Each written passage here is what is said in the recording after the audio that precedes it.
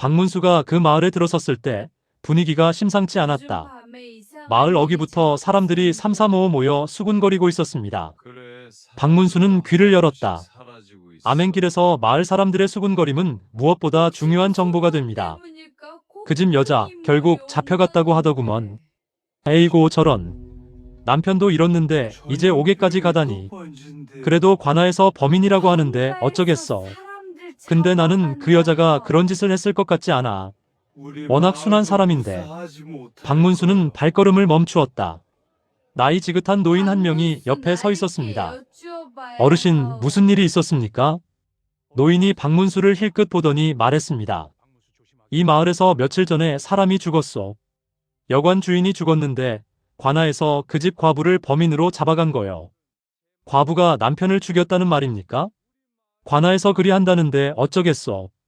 근데 마을 사람들은 반신반의하고 있지요. 그 여자가 얼마나 순한 사람인데. 박문수는 잠시 생각했습니다. 관아가 어디 있습니까?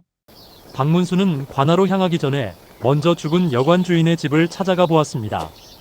여관은 마을 한복판에 있었고 포졸들이 집 앞을 지키고 있었습니다. 박문수는 평범한 나그네 행세를 하며 이웃집을 두드렸습니다. 이웃 안악이 문을 열어주었습니다. 저는 지나가는 나그네인데 이 마을에서 무슨 일이 있었다고 들었습니다. 혹시 자세한 이야기를 들을 수 있겠습니까?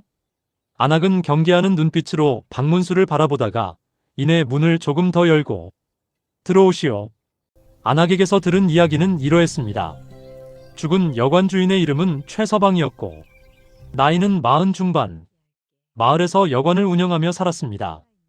아내는 28살의 젊은 여인으로 마을 사람들은 그녀를 여관댁이라 불렀습니다. 부부 사이에는 자식이 없었습니다. 닷새 전 아침 최서방이 여관 뒤편 우물가에서 죽은 채 발견되었는데 머리에 둔기로 맞은 상처가 있었다고 합니다. 관아에서 조사를 시작했고 조사 결과 수령은 아내인 여관댁을 범인으로 지목했습니다. 이유는 두 가지였습니다. 첫째, 그날 밤 여관에 묵은 손님이 한 명 있었는데 그 손님이 밤중에 부부기 싸우는 소리를 들었다고 진술했습니다. 둘째, 최서방이 죽기 전날 여관댁이 남편과 크게 다퉜다는 이웃의 증언이 있었습니다. 여관댁은 결백을 주장했습니다.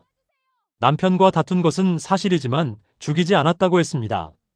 그날 밤 다툰 후 자신은 방에서 잠을 잤고 아침에 일어나 남편이 없어서 찾다가 우물가에서 발견한 것이라고 했습니다. 하지만 관아는 들어주지 않았습니다. 결국 여관댁은 옥에 갇혔습니다. 그 여자가 정말 죽였을 것 같지 않아요. 안악이 말했습니다. 순하디순한 사람인데 남편이 술만 먹으면 행패를 부려도 꾹 참고 사는 여자였는데요. 박문수의 눈빛이 날카로워졌습니다. 남편이 술을 마시면 행패를 부렸다고요? 예. 술버릇이 고약한 양반이었지요. 그날도 술을 마셨다고 하던데요. 박문수는 자리에서 일어났습니다. 박문수는 여관으로 가보았습니다. 포졸들은 나그네가 여관을 기웃거리는 것을 수상하게 여기지 않았습니다. 박문수는 여관 주위를 천천히 둘러보고 뒤편 우물가로 가보았습니다. 최서방이 쓰러진 곳이었습니다. 우물가 주변을 꼼꼼히 살펴보았습니다. 우물 옆 담장 아래에 무언가가 보였습니다. 박문수는 쭈그리고 앉아 자세히 들여다보았습니다. 담장 아랫부분에 긁힌 흔적이 있었는데 누군가 담을 넘었거나 담 아래를 지나간 흔적이었습니다. 그리고 담장 너머는 이웃집이었습니다. 박문수는 천천히 여관 안으로 들어갔습니다. 관아의 허락 없이는 들어갈 수 없는 곳이었지만 포졸들은 허름한 나그네를 크게 신경 쓰지 않았습니다. 여관 안을 살피고 손님이 묵었던 방을 찾아봤습니다. 그날 밤 여관에 묵었던 손님은 단 한 명이었다고 했습니다. 그 손님이 부부 싸우는 소리를 들었다고 진술한 핵심 증인이었습니다. 박문수는 방 안을 살피다 방 한쪽 구석에서 무언가를 발견했습니다. 아주 작은 것이었습니다. 바닥에 떨어진 단추 하나. 여관에서 흔히 볼 수 있는 것이 아니었습니다. 특이한 모양의 단추였고 은으로 만든 작은 단추였습니다. 박문수는 단추를 집어 손바닥 위에 올려놓고 바라보았습니다. 그 다음에는 우물가 담장 넘어 이웃집으로 가보았습니다.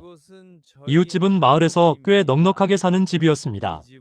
마당에 들어서자 집주인이 나왔습니다. 나이는 50가량의 사내였습니다. 무슨 일이요? 박문수는 사내의 옷을 살펴보았습니다. 저고리깃 부근에 단추 하나가 없었습니다. 떨어진 자리가 최근에 뜯긴 것처럼 실밥이 남아 있었습니다. 박문수는 손바닥에 단추를 내밀었습니다. 이것이 어르신 것 아닙니까? 사내의 얼굴이 순간 굳어졌습니다. 그날 박문수는 관하로 갔습니다. 수령은 남루한 차림의 나그네가 찾아오자 귀찮다는 듯 고개를 들었습니다. 무슨 일이요? 이 고을 여관 살인 사건에 대해 드릴 말씀이 있어서 왔습니다. 수령이 눈썹을 찌푸렸습니다. 범인은 이미 잡혔소. 더할 말이 뭐가 있소? 범인이 잡힌 것이 아닙니다. 억울한 사람이 잡힌 것입니다. 수령의 얼굴이 굳었다. 이보시오, 나그네. 관아의 조사를 함부로. 그때 박문수가 품 안에서 마패를 꺼냈습니다. 이것이 수령이 마패요. 의자에서 굴러 떨어질 뻔했습니다. 알겠습니다. 포졸들이 일제히 엎드렸습니다. 박문수는 차분하게 말했습니다. 내가 직접 조사한 바를 말하겠다. 첫째, 우물과 담장에 누군가 담을 넘은 흔적이 있다. 그 담장 너머는 이웃집이다. 둘째, 그날 밤 여관에서 이웃집 주인의 것으로 보이는 은단추가 발견되었다. 셋째, 이웃집 주인의 저고리에는 단추 하나가 최근에 떨어진 흔적이 있다. 수령은 말이 없었습니다. 그날 밤 여관에 묵었던 손님을 다시 불러라. 그리고 이웃집 주인도 불러라. 손님이 관하로 불려왔습니다. 처음에는 자신의 진술을 고집했습니다. 밤중에 부부 싸우는 소리를 들었다고. 하지만 박문수가 은단추를 내밀며 캐묻자 손님의 얼굴이 파랗게 질렸습니다. 이웃집 주인과 아는 사이지요? 손님은 결국 무릎을 꿇었습니다. 진실은 이러했습니다. 이웃집 주인은 오래전부터 여관댁을 탐내고 있었는데 그날 밤 술에 취한 최서방이 잠든 틈을 타담을 넘어 여관으로 들어왔습니다. 여관댁의 방으로 들어가려 했고 여관댁이 소리를 지르며 저항했습니다. 그 소리를 손님이 들은 것이었습니다. 싸우는 소리는 부부 싸움이 아니었던 것입니다. 여관댁이 이웃집 주인에게 저항하는 소리였습니다. 이웃집 주인은 여관댁의 저항에 당황해서 도망치다가 최서방과 우물가에서 마주쳤습니다. 최서방이 소리를 지르자 이웃집 주인은 우물가에 있던 돌로 최서방을 내리쳤던 것입니다.